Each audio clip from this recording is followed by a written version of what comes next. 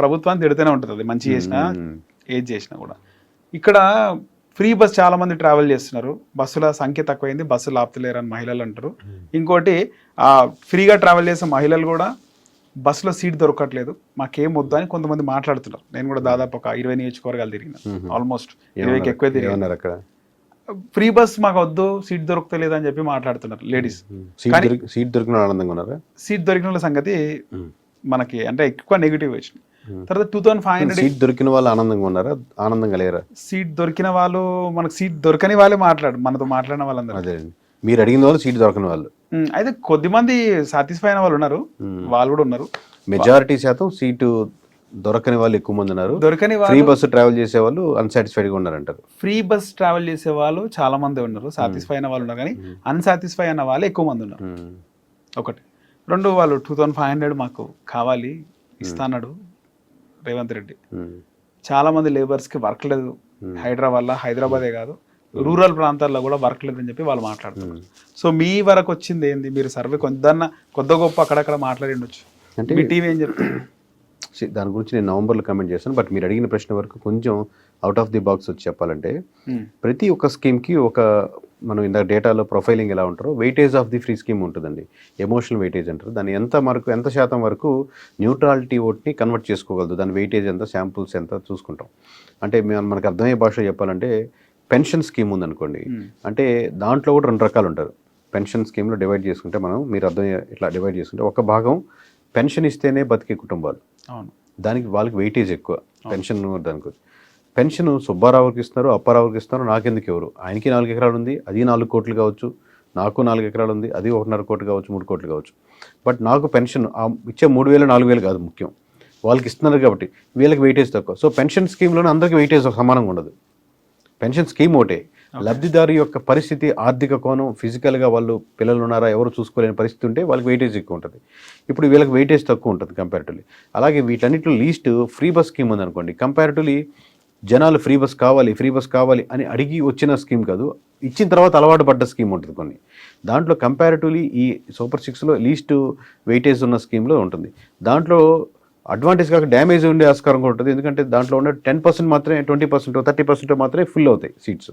మిగతా వాళ్ళంతా నిలబడాల్సి వస్తుంది, లేదు వెయిట్ చేయాల్సి వస్తుంది. ఒక బస్సు అవుతాను అన్నీ ఫుల్గా వస్తుంటే దీనివల్లే కదా మనం కనీసం 10 రూపాయలు పెట్టుకుంటే ఇంతకుముందు సీట్ ఉండేది, ప్రతి ఒక్కరికి ఎక్కేస్తున్నా వాడికి గ్రడ్జ్ పెరుగుతూ ఉంటుంది. పాజిటివ్ కోణం 10% కవర్ చేసుకుంటే నెగిటివ్ కోణం 30% పెంచుకున్నట్టు అవుతుంది ఫ్రీ బస్ వల్ల. ఓకే.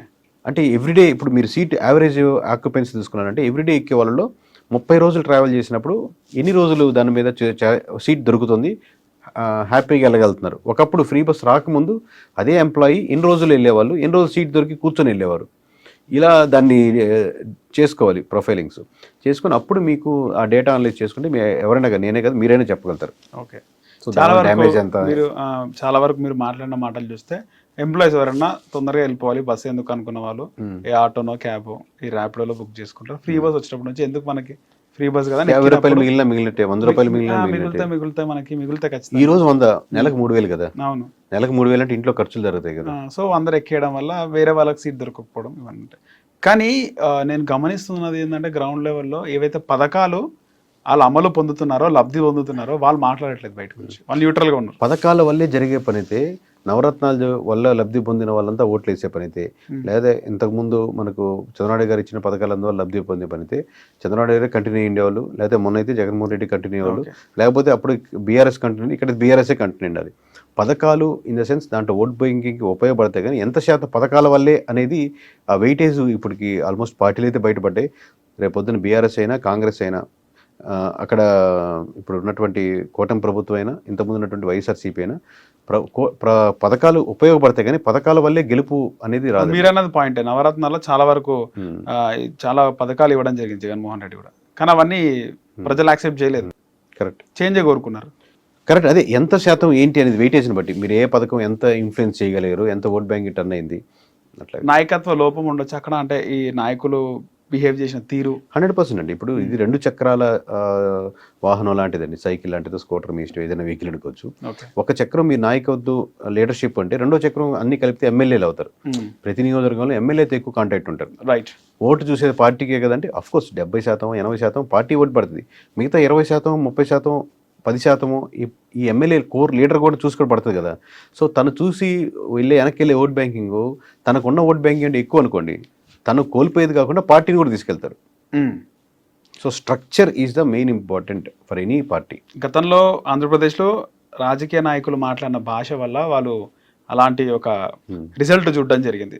సేమ్ తెలంగాణలో కూడా ఇప్పుడు భవిష్యత్ ఎన్నికల్లో ఇక్కడ నాయకులు మాట్లాడే భాష మీరు చూస్తుండొచ్చు. ముఖ్యమంత్రి లేకపోతే అపోజిషన్ లీడరా, కేటీఆర్ వాళ్ళు మాట్లాడే భాష ఎన్నికల పైన ఎంత ప్రభావం పడే అవకాశం ఉందంటారు? ఎక్స్ట్రీమ్ లెఫ్ట్, ఎక్స్ట్రీమ్ రైట్, మన బ్రెయిన్లో లెఫ్ట్ బ్రెయిన్, రైట్ బ్రెయిన్ లాగా ఇద్దరికి సాటిస్ఫాక్షన్ ఉంటుంది. ఒకరు కోపం రావచ్చు, ఒకరికి బాధ కలగచ్చు, లేదా ఒకరికి ఆనందపడచ్చు. ఇది ఒక పార్టీని తిడుతున్నప్పుడు సరిగ్గా తిట్టాడు మనోడు వాళ్ళని అనో, లేకపోతే మనోడు సరిగ్గా రివర్స్ ఇచ్చాడు, బాధిట్టిండు. బట్ న్యూట్రల్ వాళ్ళు ఓట్ బ్యాంకింగ్ ప్రధానం. వీళ్ళు ఈ గేమ్ కాదు కావాల్సింది. వీళ్ళకి హాస్పిటల్లో మెరుగుపడుతున్నాయా, స్కూల్స్ మెరుగుపడుతున్నాయా, లోకల్ ఇష్యూస్ అడ్రస్ చేస్తున్నారా, డెవలప్మెంట్ జరుగుతుందా, లేకపోతే లోకల్ ఇష్యూస్. వాడు ఎందుకంటే ఎక్స్ట్రీమ్లో ఒక పార్టీతో కాళ్ళు అభిమానం మత్తులో ఉండరన్నమాట. అభిమానం కాలు అది కులంతో కావచ్చు, మతంతో కావచ్చు, ప్రాంతంతో కావచ్చు, లేదా ఒక పార్టీ కావచ్చు, ఒక ఎమ్మెల్యే కావచ్చు. ఈ న్యూట్రల్గా ఉండేవాళ్ళు సెక్షన్ పెరుగుతుంది కంపారిటివ్లీ. ఈ సోషల్ మీడియాలో మనం ఏదైతే చూస్తున్నామో దాన్నే మొత్తం అంత ఓట్ బ్యాంకింగ్ అనుకోలేము. ఎందుకంటే ఎక్స్ట్రీమ్ ఒకటి దాని మీద కమెంట్ తిట్టినవాడు ఎక్స్ట్రీమిస్ట్లో ఉంటారు ఎక్కువ. న్యూట్రాలిటీ ఒకటి చూస్తాడు, పక్కన పెడతాడు, చేదరించుకుంటాడు, ఏంద్రా బాబు అంటాడు, లేకపోతే తన పని, ఎందుకంటే తన కుటుంబం నడవడమే ప్రధానంగా ఉంటుంది.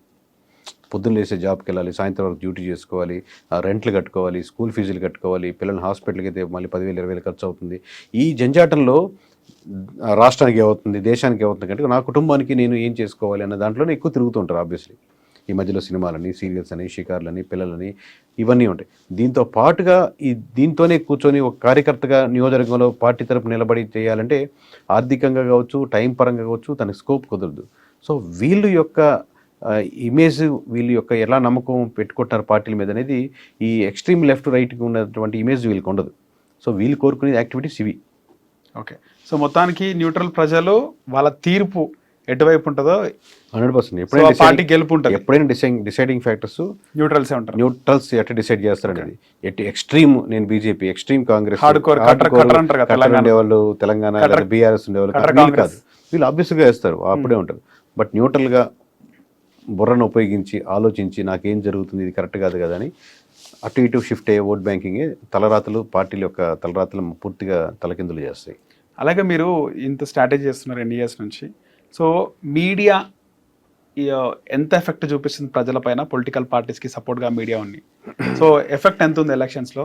అంటే ఒకప్పుడు ఎక్కువ ఉండేదండి, దాని డిగ్రీ తగ్గుతూ వస్తుంది. ఎందుకంటే చూసే ప్రజలకు కూడా ఏ ఛానల్ చూస్తున్నారు, అది ఏ పార్టీకి సపోర్ట్ చేస్తుంది, ఏ యూట్యూబ్ ఛానల్ చూస్తున్నారు, అది ఏ పార్టీకి సపోర్ట్ చేస్తుంది, ఏ నాయకుడిది అనేది రెగ్యులర్గా చూసే ఛానల్కి అందరికీ ఫస్ట్ వీడియోకి ఐడియా లేకపోయినా కానీ ఒక 50 వీడియోకో 100 వీడియోకో ఈ వీడియోలో కంప్లీట్ ఉంటుంది.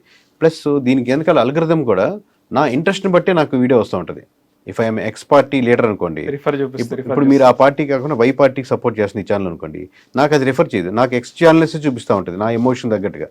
When I'm against the party and shown interest to the certain video, ఆ వీడియోలో నెక్స్ట్ ఇంక ఏ ఛానల్స్ అనేది చూపిస్తుంటుంది, మిగతా ఛానల్ తక్కువ ఉంటుంది అనమాట. బట్ సర్టెన్ లెవెల్ ఇప్పుడు కొంచెం ఒక 5 years నుంచి మళ్ళీ పెరిగింది సోషల్ మీడియా ఎఫెక్ట్, మళ్ళీ ఇప్పుడు అది కూడా తగ్గిపోతుంది. హిట్ టీవీ యాప్, ఇందులో short news, live news, entertainment shows, movies, digital magazines తో పాటు మీ జిల్లా వార్తలను కూడా ఫ్రీగా చూడొచ్చు. ఇంకెందుకు ఆలస్యం, వెంటనే హిట్ టీవీ యాప్ ని డౌన్లోడ్ చేసుకుని ఫ్రీగా ఎంటర్టైన్మెంట్ పొందండి. Hit TV app, hit TV app, please download hit TV app. Hit TV app ని ఫ్రీగా డౌన్లోడ్ చేసుకుని ఎంజాయ్ చేయండి. మీకు నచ్చిన ఎంటర్టైన్మెంట్ కోసం హిట్ టీవీ యాప్ ని ఫ్రీగా డౌన్లోడ్ చేసుకుని ఎంజాయ్ చేయండి. హిట్ టీవీ యాప్ ని డౌన్లోడ్ చేసుకుని ఆస్వాదించండి, ఆశీర్వదించండి. ఇంతమంది సెలబ్రిటీలు హిట్ టీవీ యాప్ ని డౌన్లోడ్ చేసుకోండి అని చెప్తున్నారంటే ఎంత మంచి యాప్ ఆలోచించండి. అమెరికా అమెరికా అమెరికా అమెరికాలో చదవాలనుకునే వాళ్ళకి విశ్వసనీయమైన పేరు మన శౌర్య కన్సల్టెన్సీ. UK లో 1 year masters, UK లో 1 year masters, 2 years work permit up to 5 years visa. Contact Saurya Consultancy. Contact 89851 89851.